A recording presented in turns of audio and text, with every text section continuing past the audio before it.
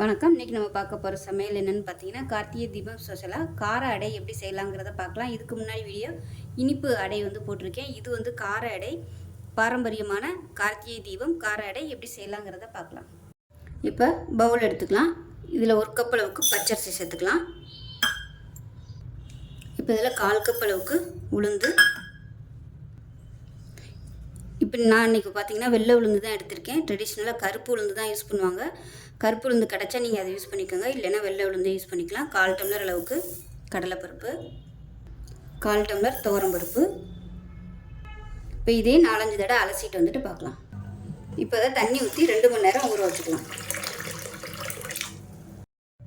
இப்போ பாருங்கள், நல்லா ஒரு 2 மணி நேரம் ஊறிடுச்சு. இப்போ இதை ஒரு மிக்ஸி ஜாரில் சேர்த்துக்கலாம். தண்ணியை நல்லா வடிச்சிட்டு சேர்த்துக்கோங்க.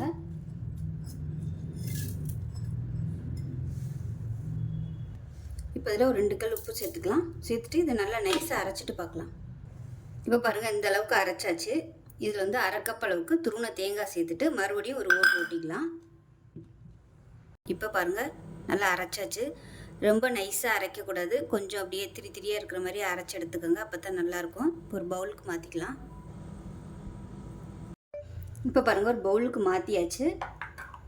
இப்போ இதில் 1/4 டீஸ்பூன் போல் மிளகு, 1/4 டீஸ்பூன் போல் சீரகம். ரொம்ப இதுவும் இப்போது நைஸாக அரைக்கக்கூடாது, 1-2 அரைச்சிக்கோங்க. இது கூடவே பொடியாக கட் பண்ண கருவேப்பிலை சேர்த்துக்கலாம்.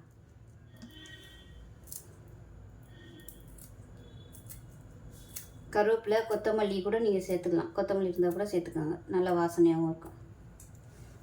இதில் பெருங்காயம் சேர்த்துக்கோங்க. நான் கட்டி பெருங்காயமாக வச்சுருக்கிறதுனால நான் இதில் சேர்க்கலை. தூள் பெருங்காயம் இருந்துச்சுன்னா சேர்த்துக்கோங்க. அப்படி இல்லைன்னா கட்டி பெருங்காயத்தை கொஞ்சமாக எடுத்து சுடுதண்ணில் ஊற வச்சுட்டு அந்த தண்ணியை கரைச்சிட்டு இதில் சேர்த்துக்கலாம். அப்படி கூட சேர்த்துக்கோங்க. இப்போ இதில் ஒரு 1/4 டீஸ்பூன் போல், 1/4 டீஸ்பூனுக்கும் கம்மியாக கொஞ்சமாக ஒரு சிட்டிகை அளவுக்கு மஞ்சள்தூள் சேர்த்துக்கலாம், கலருக்காக. அவ்வளோதான். கலந்துட்டு நம்ம அடையாக வறுக்க ஆரம்பிச்சிடலாம்.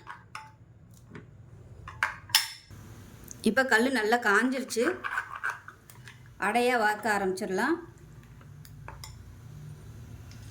உங்களுக்கு எந்த சைஸுக்கு விருப்பமோ அதுக்கு தகுந்த மாதிரி சின்னதாகவோ பெருசாகவோ ஊற்றிக்கலாம்.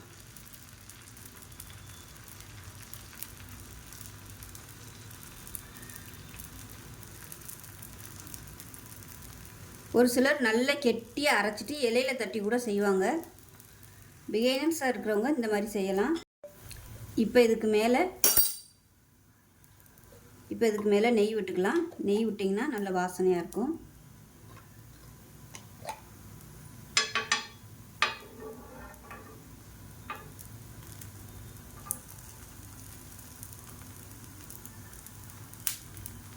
மீடியமான ஃப்ளேமில் வேகட்டும்.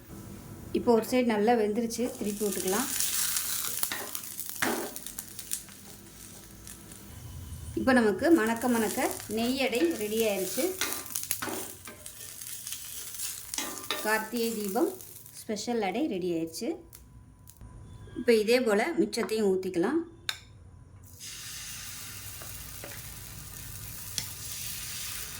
இந்த மிளகு சீரக வாசனையோட சூப்பராக இருக்குது. இந்த கருவேப்பிலை வாசனை, நெய் எல்லாம் சேர்ந்து சூப்பராக இருக்கும் டேஸ்ட்டு.